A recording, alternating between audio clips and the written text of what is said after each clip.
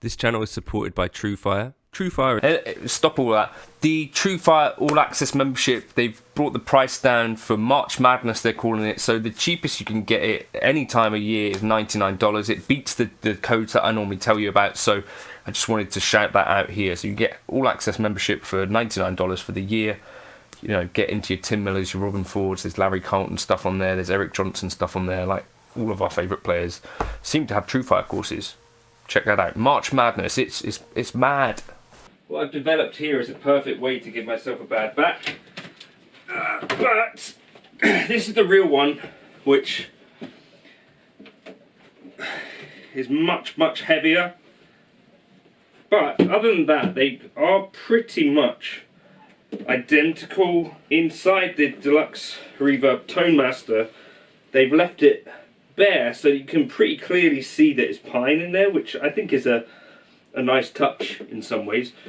Anyway, my buddy Jake is borrowing this Deluxe Reverb back, but in this video I kind of wanted to see for myself whether the Tonemaster Deluxe sounds noticeably different from the real Deluxe Reverb, which is behind me. So the way that I because these are different amps, unfortunately they've made the Deluxe Reverb Tonemaster basically quite difficult to A/B properly. What I would ideally do would be to put these both through exactly the same cab, then nothing would have to move or anything like that. So in order to sort of replicate as close as possible, what I've decided to do is put a set of mics here. So there's an SM57 and a Royer R121. So we've got a kind of distance from the amp, and I put them in the same position on top of this cabinet.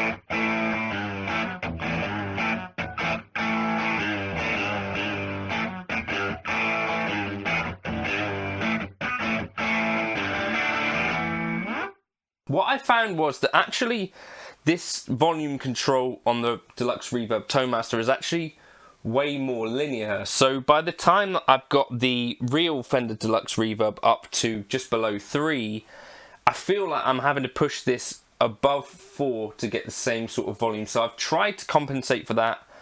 And what I also noticed was that Tonemaster wants to kind of be a bit darker. These don't have exactly the same speaker in them. These have a Jensen Neo something or other. They commented on Dan and Mick's video, that pedal show, just explaining that. So this is the tricky part with this video, is that we're not only hearing the difference between a solid state amp and a valve amp, but we're also hearing a difference in speakers. Here's the different speakers. So that's a bit more substantial versus this Neo Jensen. That I think I can hear there being some differences that are not maybe as pronounced as I'd have thought, but are maybe the sorts of things that you're going to notice and maybe miss if you were playing on stage. So one thing that I noticed with the Deluxe Reverb with a pedal in front of it is that you could back the volume off and it would kind of have this glassiness to it.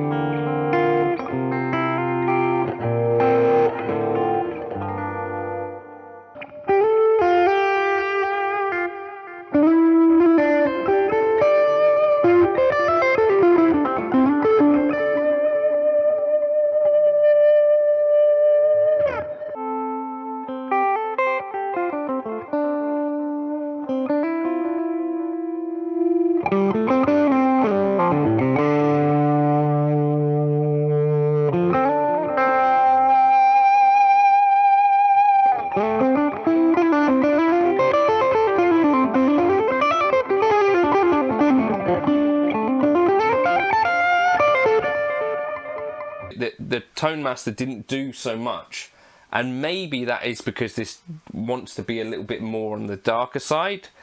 That was something that I noticed with it, just playing through the same pedals into the amp. You know, both have good cleans. There is, I think, a certain glassiness to the Deluxe Reverb.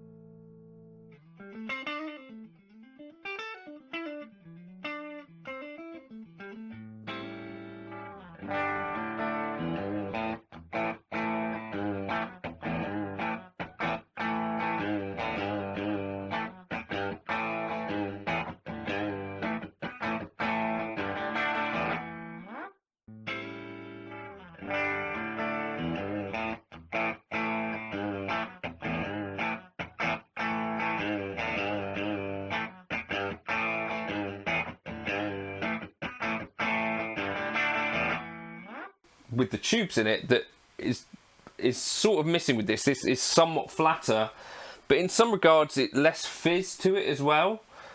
So those are kind of my findings. I don't know if you want to comment below. I don't want to give too much of an opinion here.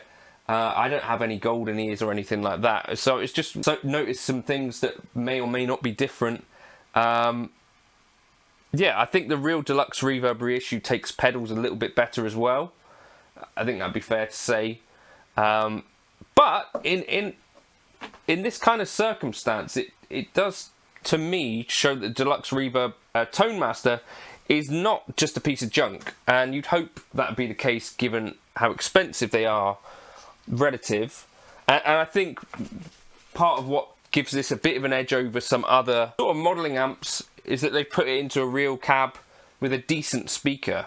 Now, I think if you put the exact same speaker in, these things would be closer still. And particularly when you start to push things to like 8 and 9, I think that's where you're going to start to notice some differences in speakers in terms of efficiency and stuff like that. And I guess even on the cleaner tones, you're hearing quite a lot of difference in the speaker. The cab itself, I think, is about the same. So, in any case, let me know your thoughts in the comments. Did you feel like that stood up okay? I'd love to know your thoughts. I didn't want to do it like with like a full intro of music or backing track or anything, because I thought, well, this would give us a fair chance to actually hear something what it's like in the room with it. Both are incredibly loud, but obviously the Deluxe Reverb Tonemaster has this like attenuation thing on the back and can be useful at home.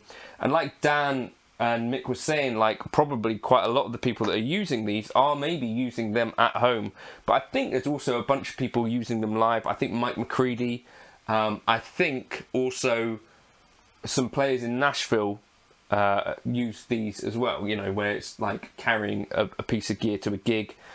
This is pretty good for like downtown gigs. Other than that, there are a few features that I think, as well as that lightweight, that are gonna, I feel like almost maybe even the majority of people, mean that if you had both of these amps, you don't have to be deaf to be using the Tonemaster Deluxe Reverb more than the real Deluxe Reverb.